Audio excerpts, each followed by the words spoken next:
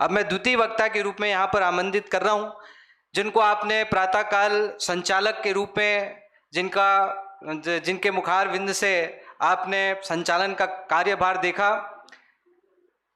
मैं तो उनको आदरणीय दादा का पांचवा पुत्र ही कहता हूं, आप समझ गए होंगे।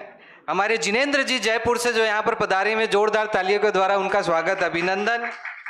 पंडित टोडरमल स्मारक ट्रस्ट में कार्यरत हैं, मोटिवेशनल स्पीकर भी हैं। आप इनकम टैक्स ऑफिस में और आर्मी अन्य जगह अनेक जगह स्पीच देने के लिए जाते हैं, और मैं निवेदन करता हूं जोरदार करतल ध्वनि के माध्यम से आप पधारें और 3 प्रकार के आत्मा का वर्णन इस विषय पर आप प्रकाश दें।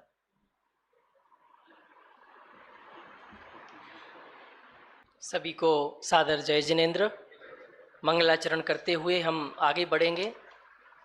आपको स्लाइड पर दिख ही रही है, सचमुच में मोक्ष पहाड़ के आधार से गोष्ठी चल रही है, पर जैसे पंच कल्याणकों में मोक्ष कल्याणक का दिन माहौल हो जाता है ना, शांत शांत सा, तो वो माहौल अब आ रहा है। कोई जा रहा है, जाने वाले, तो वो माहौल की फीलिंग अब आने लगी है। मोक्ष पहाड़ अब मोक्ष होने वाला है इस ग्रंथ के आधार से भी, हम सबके जीवन में भी। तो जो इसका मंगलाचरण है वो बोलेंगे। पर द्रव्य को परित्याग पाया, ज्ञानमय निज आत्मा, सत बार उनको हो नमन, निष्कर्म जो परमात्मा। मूल गाथा में 2 बार शब्द नमो नमो का प्रयोग किया है। ऐसे जिस आत्मा को प्राप्त करके सब कर्मों का नाश हो जाता है, किसकी महिमा है? जिस आत्मा को प्राप्त करके सब कर्मों का नाश हो जाता है, वह जीव स्वयं परमात्मा बन जाता है। और उसी पूरी प्रक्रिया का वर्णन आज की इस संगोष्ठी में हम देखेंगे। सबसे पहले तो आज हम थोड़ी सी बाहर की स्थिति परिस्थिति की बात करते हैं। आज पूरी दुनिया भिंदरियाई हुई है, और छोटे मोटे व्यक्ति नहीं, जो बड़े बड़े राष्ट्राध्यक्ष हैं दुनिया के, सुबह कुछ कहते हैं, दोपहर में कुछ कहते हैं, शाम को कुछ कहते हैं। मतलब पता नहीं क्या कितना एक व्यक्ति शांत नहीं है। उसका एक ही रीजन है जीवन में, अध्यात्म की कमी। और जिन जिन के जीवन में हम अध्यात्म देखते हैं कि अध्यात्म है, उनके जीवन में एक स्थिरता है, उनके जीवन में एक शांति है, और सबसे अच्छा पॉइंट बोलूं तो प्रेजेंस ऑफ माइंड है। वो एक डिसीजन मेकिंग पावर है, क्या सोचना है, एक दूरदर्शिता है। मैं अपने ये सब कार्यक्रम करने के अलावा भी कम से कम 100 से 150 ऐसे लोग हैं जो 10,000 करोड़ से ऊपर का बिजनेस करते हैं। लिस्टेड कंपनियां हैं, ऐसे 100-150 पार्टियां हैं जिन्हें मैं पर्सनल कोचिंग करता हूं। मतलब महीनों में एक बार उनका नंबर आ पाता है। जब नंबर आता है तो तरसते हैं नंबर लाने के लिए, कि 1 महीने तक नंबर नहीं आए ना, तो कि जो बेचैनी रहती है, और ये जब पढ़ते हैं तो शांति मिलती है। तो अध्यात्म ही आधुनिक चुनौतियों के बीच आंतरिक शांति और स्पष्टता का कारण है। आप सब पढ़ रहे हैं। तो अध्यात्म है क्या? आज पूरी दुनिया में अध्यात्म की बात चल रही है। मैं थोड़ा सा और खुल के बात करता हूँ। सदगुरु के यहाँ बहुत स्पिरिचुअलिटी की बात चल रही है, बहुत बड़े बड़े चीज़ें चल रही हैं, कोर्स चल रहे हैं। श्री के यहाँ से भी सब कुछ चल रहा है, पूरी दुनिया में सब चल रहा है, और सब पीछे भाग रहे हैं। हम अध्यात्म से ही पूछते हैं कि अध्यात्म किसका नाम है। तो अध्यात्म 2 शब्दों से मिलके बना है। क्या? अधि प्लस आत्म। अधि मतलब होता है जानना। अधि मतलब क्या होता है? जानना। और आत्म मतलब आत्मा। तो आत्मा को जानना ही अध्यात्म कहलाता है। किसी प्रकार के क्रियाकांड का नाम अध्यात्म नहीं है, किसी प्रकार के बाहरी प्रपंच का नाम अध्यात्म नहीं है। आत्मा को जानना, इसका नाम अध्यात्म है। तो आत्मा को कैसे जाने? तो कहा है कि आत्मा 3 प्रकार का है। कितने प्रकार का आत्मा है? पर देखिएगा वहीं लिखा है कि आत्मा एक है, अवस्थाएं 3 हैं।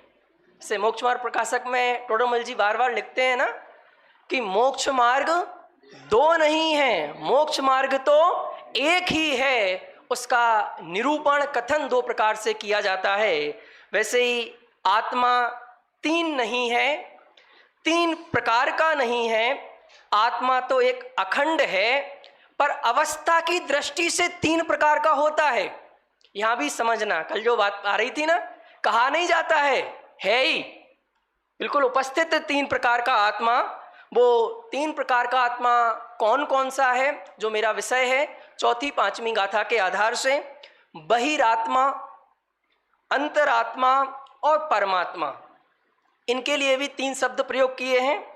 बहिरात्मा मतलब जिसकी सारी दृष्टि बाहर पर टिकी हुई है, जिसके सुख दुख का संबंध सिर्फ बाहर से ही टिका हुआ है, जिसने अपना अस्तित्व बाहर से मान लिया है, जिसने अपना वजूद बाहर से मान लिया है, वो है बहिरात्मा। इसके बाद आते हैं अंतरात्मा। अंतरात्मा कौन है? जिसकी दृष्टि बाहर से हटकर अंतर में टिकी है कि मेरा जो कुछ है वो मेरे से है। मेरा यदि सुख हो रहा है ना, तो वो मेरे अंदर से है। यदि कुछ मेरे जीवन में अशांति हो रही है, दुख हो रहा है, कोई प्रॉब्लम्स हो रही हैं, इसके लिए बहुत अच्छी पंक्तियां हैं। अपना सुख अपने में देखेंगे हम। क्या? अपना सुख अपने में देखेंगे हम, अपना वैभव अपने में खोजेंगे हम। तीसरी लाइन बहुत इंपॉर्टेंट है, अपने दुख के कारण अपने में ही खोजेंगे हम। क्या बोला? अपने दुख के कारण अपने में ही खोजेंगे हम, तो शीघ्र ही पाएंगे मोक्ष रूपी लक्ष्मी को हम। तो शीघ्र ही पाएंगे मोक्ष रूपी लक्ष्मी को हम। और इसके बाद जो तीसरी अवस्था है वो है परमात्मा, जिसे परम दृष्टि शब्द का प्रयोग किया है। अभी अभी क्लिक हुआ है। इनके लिए 3 शब्द और प्रयोग कर सकते हैं।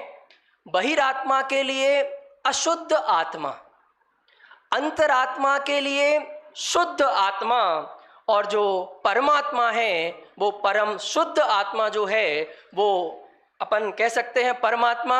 एक और याद आ गया, जो दुखी है वो बहिरात्मा है, जो सुखी होने की प्रोसेस में है, मार्ग में है, वो अंतरात्मा है, और जो पूर्ण सुखी हो गए हैं वो परमात्मा है।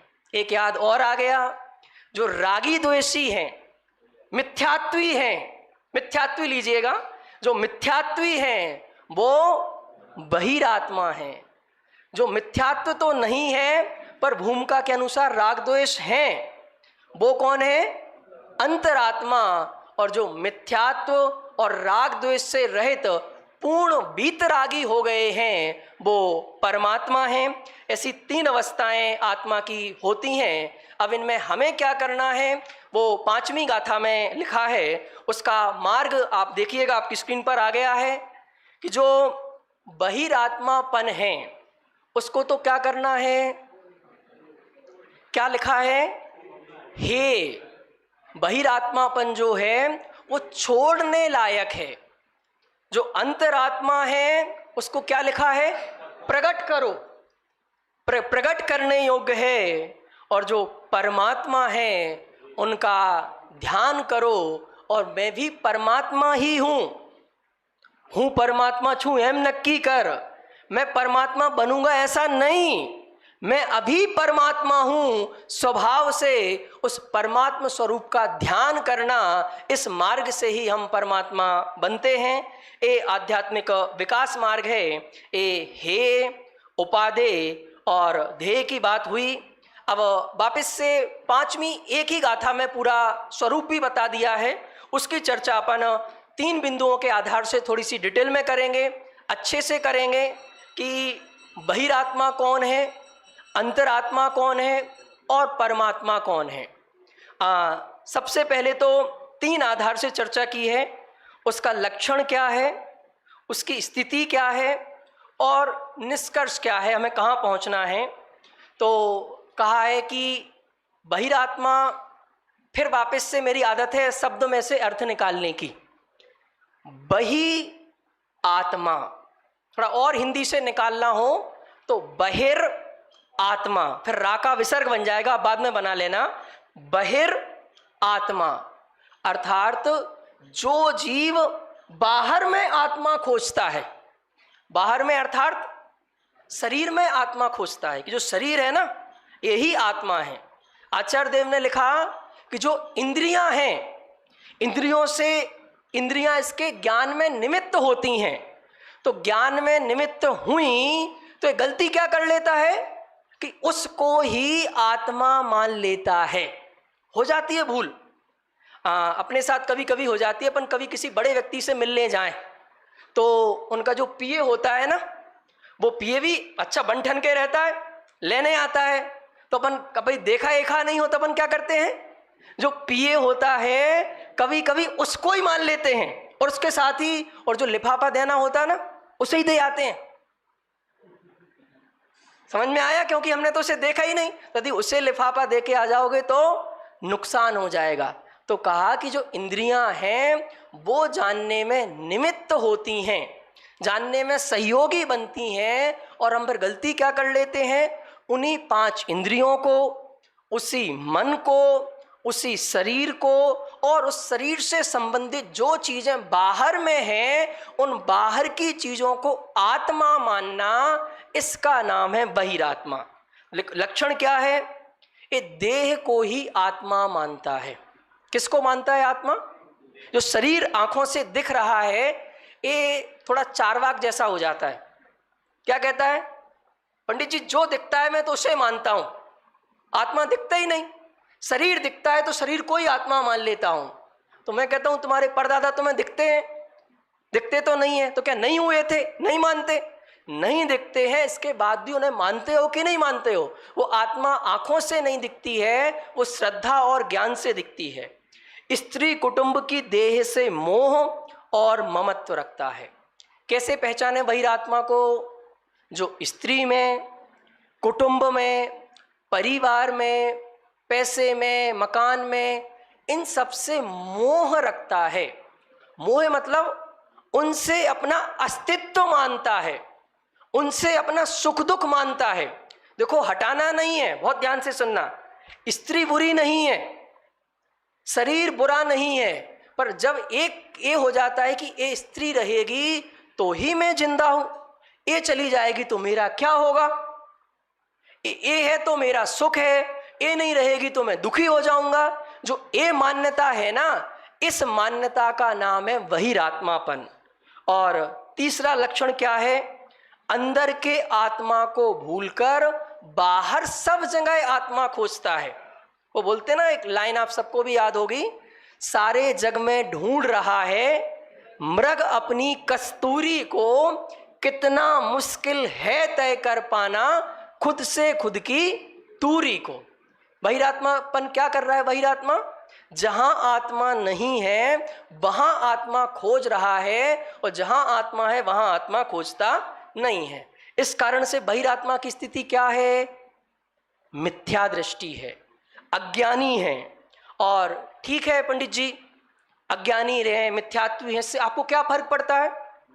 इससे आपको तकलीफ क्या है? तो कहा भैया आप अपने जीवन में दुख चाहते हो कि नहीं चाहते हो? बीमारी चाहते हो कि नहीं चाहते हो? तो बीमारी कैसे आती है? आपके बिजनेस में लॉस होता है, कैसे होता है वज्रसेन जी? पाप के उदय से। और पाप का उदय आता कहां से है? जब आप पाप करते हो, पाप बांधते हो। तो कहा कि जो बहिरात्मा है वो निरंतर कर्म बंधन करता है। जब तक आप बहिरात्मा हैं, चाहे कुछ कर रहे हो नहीं कर रहे हो, यहां भी बैठे हो, पूजा भी कर रहे हो, पर यदि बहिरात्मापन नहीं छूटा तो निरंतर निरंतर 24 घंटे आपको कर्मों का बंद हो रहा है, और आगामी जीवन में भी केवल देह का ही भला सोचता है। जो बहिरात्मापन है वो आगामी जीवन में किसका भला सोचता है कि जो मेरा इस शरीर का नाम है ये कैसा बना रहे, इसकी जय जयकार कैसे होती रहे। अरे भाई इसकी मत सोच, अब जो तुझे अनंत काल के लिए जाना है उसको लेके क्या तैयारी है। इसके बाद बहिरात्मा का जो दुष्चक्र है उस दुष्चक्र से बाहर निकलना पड़ेगा कि जब तक देह का अध्यास रहेगा, जब तक देह में ममत्व बुद्धि रहेगी तो तुझे परद्रव्य से मोह रहेगा। जब तक देह को अपना मानेगा तो तुझे मोह होगा ही होगा, और जब तक मोह होगा तो नियम से कर्मों का बंध होता रहेगा, और जब तक कर्मों का बंध होता रहेगा तब तक कर्म उदय में आते रहेंगे, और जब तक कर्म उदय में आते रहेंगे तुम दुखी होते रहोगे। जब तक दुखी होते रहोगे तब तक संसार में घूमते रहोगे। तो यदि अब दुखी नहीं होना हो, संसार में घूमना नहीं हो, तो कर्म बंधन की प्रक्रिया हमें रोकना पड़ेगी। इसके बीचों बीच एक वाक्य लिखा है और उसमें मैं की जगह से पढ़ना, ये अभी एआई में थोड़ी सी कमजोरी है, ये अपन को सुधारनी पड़ेगी। बाहर में कोई बहिरात्मा नहीं है, बाहर से क्या बोला, बाहर के किसी क्रियाकलाप से कोई, जैसे शरीर है तो बहिरात्मापन है, शरीर के होने से बहिरात्मा नहीं है। उस बहिरात्मापन, बहिरात्मापन मतलब शरीर में जो ममत्व बुद्धि है, क्लियर हो रहा है क्या आपको? इंद्रिय कुछ होता क्या है, हम थोड़े थोड़े से पढ़ते हैं ना तो शरीर से घृणा करने लगते हैं, इंद्रियों से घृणा करने लगते हैं। क्यों घृणा करने लगते हैं भाई साहब? कि इस इंद्रियों के कारण मैं बहिरात्मा हूं। अरे भाई ये इंद्रियां टूल्स हैं, ये इंद्रियां टूल्स हैं, और टूल्स कभी ना अच्छे होते हैं ना बुरे होते हैं। टूल्स तो टूल्स होते हैं, वस्तु तो वस्तु है। तो शरीर ना अच्छा है ना बुरा है। तो बहिरात्मापन किससे, बहिरात्मा किससे है जीव? किससे? शरीर के कारण से, इंद्रियों के कारण से नहीं। उसमें जो ममत्व बुद्धि है कि जो इंद्रियां हैं ये ही मैं हूं, ये जो शरीर है यही मैं हूं, ये जो मान्यता है उस मान्यता का नाम है बहिरात्मापन, और उस बहिरात्मापन से ही जीव बहिरात्मा है। तो कौन कौन बहिरात्मा है यहाँ? कौन? ऐसा कुछ डिवाइडेशन कर ले अपन कि अपन में से ऊपर वाले बहिरात्मा नहीं है, नीचे वाले बहिरात्मा है। कौन है बहिरात्मा? तो भाई जिसके अंदर वो बहिरात्मापन बैठा है वो सब बहिरात्मा है।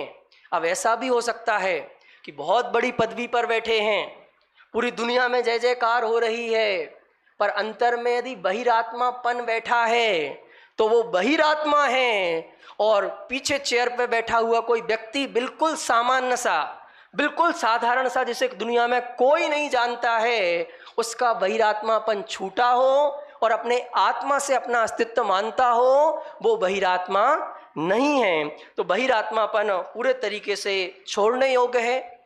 दूसरा जो भेद है इसका वो बहुत जरूरी है, और गाथा में लिखा है कि अंतरात्मा होने का प्रयास करना है। क्या मतलब? हमारे हाथ में जो पुरुषार्थ है ना, वो क्या पुरुषार्थ है? एक ही पुरुषार्थ है कि हमें अंतरात्मा बनना है, अंतरात्मा होना है। तो अंतरात्मा क्या है? इस पूरा लिखा हुआ है, आप चार्ट के माध्यम से देख रहे होंगे कि जो अचेतन शरीर, इंद्रियां और मन, इनसे भिन्न जानना। किसको? चेतन देखने और जानने वाला जो ज्ञायक भाव है वह मैं हूँ। बाहर और अंदर के आत्मा के बीच का अंतर नजर आते ही भेद ज्ञान प्रकट होता है। अंतरात्मा भी अपन शब्द से ही समझते हैं। शब्द को तोड़ो, दो शब्द हैं, अंतर प्लस आत्मा। जो अपने आत्मा को अंतर में खोजता है, अंतर में खोजता मतलब जहां है वहां खोजता है। अभी तक गलती क्या कर रहा था कमलेश जी भाई साहब? जहां है नहीं वहां खोजता था। और अब अंतरात्मा, जैसे मैं कहता हूं मुझे यहां से जयपुर जाना है और मैं दिल्ली वाली ट्रेन में बैठ गया हूं, अब उसमें अपनी सीट खोज रहा हूं। हमारे भाई, इसको देख के मैं ज़्यादा बोल रहा हूँ, पहली बार आया है। मेरी सीट कब मिलेगी? क्या नाम तुम्हारा? सम्यक। सचमुच तुम्हें सम्यक दर्शन होने वाला है, इसलिए तुम सही जगह आ गए हो। क्या क्वेश्चन किया मैंने? मेरी जयपुर की ट्रेन है, मुंबई सुपरफास्ट एक्सप्रेस, और दिल्ली की शताब्दी में बैठ गया हूँ मैं। बहुत बढ़िया ट्रेन है, लग्जरियस ट्रेन है, सारी सुविधाएं हैं, मेरे पास पैसे भी हैं। मैं फर्स्ट एसी के डिब्बे में जाके अपनी सीट खोज रहा हूँ, मुझे कब मिल जाएगी? क्यों नहीं मिलेगी? क्योंकि उसमें सीट मेरी है ही नहीं।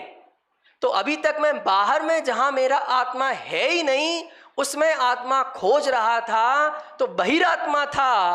और अब अंतर में, अंतरात्मा मतलब जो आत्मा को अंतर में खोजता है, अंतर में देखता है, अंतर में जानता है, उसका नाम है अंतरात्मा।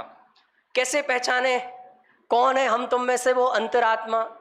तो अंतरात्मा के लक्षण वहीं मूल ग्रंथ से ही लिखे हैं। पहला लक्षण है देह से उदासीन। पर ये उदासीन सुनते ही आपको वो उदासीन आश्रम और वो गंदे से कपड़े, नहाना नहीं, धोना नहीं, कुछ ऐसी इमेज बन रही होगी। पर उदासीन का अर्थ वो नहीं है। उदासीन का अर्थ है उदास, मतलब किसी के दास नहीं होना, किसी की गुलामी नहीं करना। अभी तुम अनादि काल से इन इंद्रियों की गुलामी कर रहा है, शरीर की गुलामी कर रहा है, कर्मों की गुलामी कर रहा है। तो 5 इंद्रियों की, शरीर की, कर्मों की, इनकी जो तेरे माथे पर गुलामी है। और एक कदम आगे बोलता हूं, जो भगवान की भी गुलामी है कि भगवान मेरा सब कुछ कर देंगे, भगवान मेरा सब कुछ कर देंगे, ये भी गुलामी है। भगवान हमें सही मार्ग बताएंगे, वो करने धरने वाले नहीं हैं। तो पहला लक्षण है कि देह से उदासीनता आना चाहिए, थोड़ा सा एक निरपेक्षपना आना चाहिए। दुनिया को तो सुनाते हैं कि सब कर्मों से होता है, कर्मों से होता है, नाम कर्म की 93 प्रकृतियां हैं, शरीर का जैसा परिणमन होना होगा होएगा। तो वो सिर्फ दूसरों के लिए कि हमारे लिए भी है? वो सिर्फ दूसरों पर लागू होता है कि हम पे भी लागू होता है? सब पर लागू होता है। तो सचमुच इस देह का हमें विकल्प छोड़ देना चाहिए, इसका बहुत ज़्यादा विकल्प नहीं करना चाहिए। और छोटी सी बात पूछता हूँ कि जब हम खाना खा लेते हैं, उसके बाद उस भोजन से प्रोटीन बनेगा, विटामिन बनेंगे, इसके लिए क्या करते हैं फिर हम? कुछ हाथ डाल के, मुंह में से हाथ डाले कुछ करते होंगे। अरे वो सब ऑटोमेटिक प्रोसेस है, आप कुछ करने जाओगे तो सब सिस्टम बिगड़ जाएगा। तो इस अंतरात्मा का पहला लक्षण है देह से उदासीनता, निरपेक्षता। दूसरा लक्षण, ये इसलिए लक्षण जैसे बनाए कि हम अपने आप में देख सकें कि हम अंतरात्मा है कि नहीं है। यदि अभी देह से उदासीनता नहीं आई तो समझना अभी अंतरात्मा की शुरुआत मेरे जीवन में नहीं हुई। दूसरा लक्षण है राग द्वेष रूप इष्ट अनिष्ट की मान्यता से रहित। देखो अभी हमारे तुम्हारे अंदर क्या हो गया है कि हर चीज जज करने की आदत हो गई है, जहां मेरा कंट्रोल भी नहीं है। जैसे किसी शादी में गए, अब आपसे ना कोई पूछ रहा है ना कुछ बदलने वाला है, इस पर नहीं प्रोग्राम में आए, अब प्रोग्राम में कुछ अपन की चलनी नहीं है, बराग जी ने सब कुछ पहले से सेटिंग करके रखी है, सब व्यवस्थाएं बना के रखी हैं। अब दिमाग लगा रहे कि मंच ऐसा नहीं होना चाहिए था, ऐसा होना चाहिए था, ऐसा होना चाहिए। अरे क्यों राग द्वेष कर रहे, क्यों इष्ट अनिष्ट कर रहे, क्यों नहीं साक्षी भाव से हम उसका आनंद लें एक एक पल पल का। तो इष्ट अनिष्ट की मान्यता से रहित। और इष्ट अनिष्ट की मान्यता से रहित कैसे होते हैं? जब हम वस्तु को वस्तु देखना शुरू कर देते हैं तो इष्ट अनिष्ट की मान्यता से रहित हो जाते हैं। क्या बोला? ये दोपहर की सभा है, थोड़ा सा जगाना पड़ रहा है बार बार। अभी गए हैं 1-1:30 बजे, तो क्या बोला? इष्ट अनिष्ट की मान्यता कब खत्म हो जाती है? जिस दिन से वस्तु को वस्तु देखना शुरू कर देते हैं। अभी हम या तो उसे अच्छा देखते हैं या बुरा देखते हैं। अरे अच्छा बुरा मेरा फंक्शन ही नहीं है, मेरा फंक्शन है सिर्फ जानना, उसे देखना। ये अच्छे बुरे का तो राग द्वेष का फंक्शन है, भाव कर्म का फंक्शन है। और जब वो भाव कर्म का फंक्शन आता है तो फिर उससे द्रव्य कर्म बनते हैं, और द्रव्य कर्म बनते हैं तो फिर 9 कर्म उदय में आते हैं जो आपको दुखी करते हैं, परेशान करते हैं। इसके लिए दूसरा लक्षण है राग द्वेष रूप इष्ट अनिष्ट की मान्यता से रहित। और तीसरा लक्षण क्या है अंतरात्मा का? निरंतर स्वभाव की भावना, एक ही भावना है, वो ना किसी के अभाव में जीता है ना किसी के प्रभाव में जीता है, हरदम अपने स्वभाव में जीता है। तो हमें को किस में जीना है? यदि अंतरात्मा बनना है तो अपने स्वभाव में जीना होगा। और जैसे ही ये 3 लक्षण जीवन में आते ही क्या स्थिति बनती है? वो जीव क्या हो जाता है? सम्यक दृष्टि हो जाता है और ज्ञान की प्रतिपल तरंग में अपना गायक भगवान आत्मा नजर आने लगता है।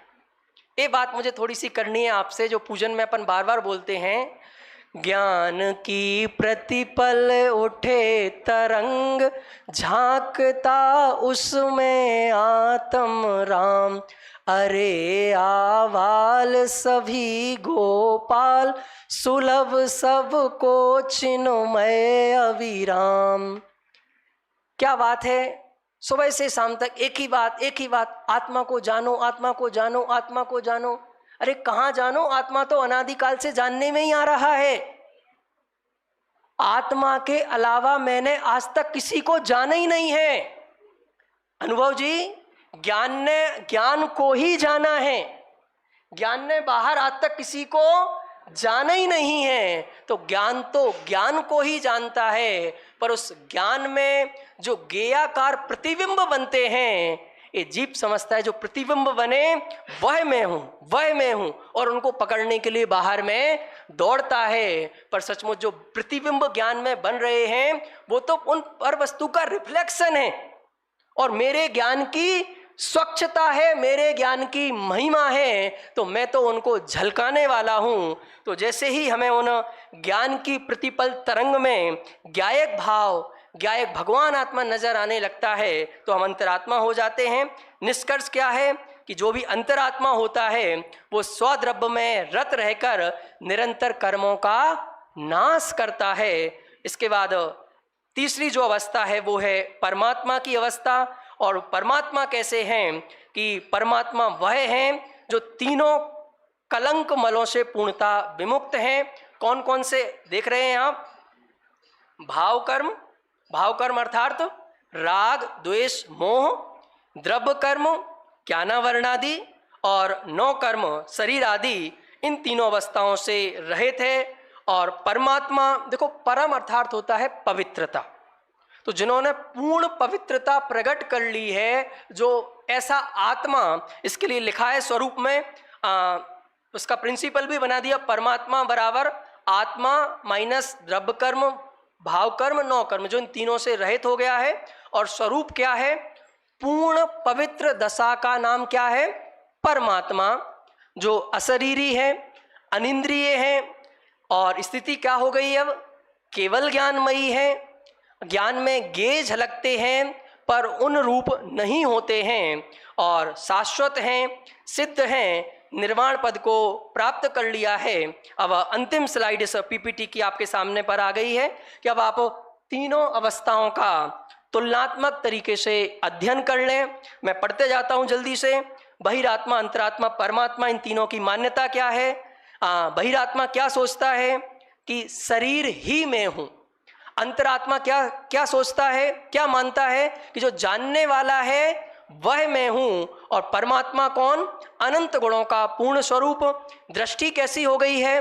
जो बहिरात्मा है उसकी मिथ्या दृष्टि, अंतरात्मा की सम्यक दृष्टि, और परमात्मा की केवल ज्ञान की दृष्टि। कर्म स्थिति, जो बहिरात्मा है वो निरंतर नए कर्मों का बंधन करता है, अंतरात्मा पुराने कर्मों की निरंतर निर्जरा कर रहा है, और परमात्मा सभी कर्म कलंक से रहित हो गए हैं। अब हमारा कर्तव्य क्या है? बहिरात्मापन को छोड़ना है, अंतरात्मापन को प्रकट करना है, और जो परमात्मा है उनका ध्यान करना है। अंतिम, परमात्मा कोई अन्य सत्ता नहीं है, बल्कि आत्मा का ही भविष्य है। जो इस प्रकार से गाथा की मूल लाइन है, जो इस प्रकार से परमात्मा का ध्यान करता है वह ऐसा ही हो जाता है। तो हम सब परमात्मा का ध्यान करके परमात्मा बने, इसी मंगल भावना के साथ जय जिनेंद्र।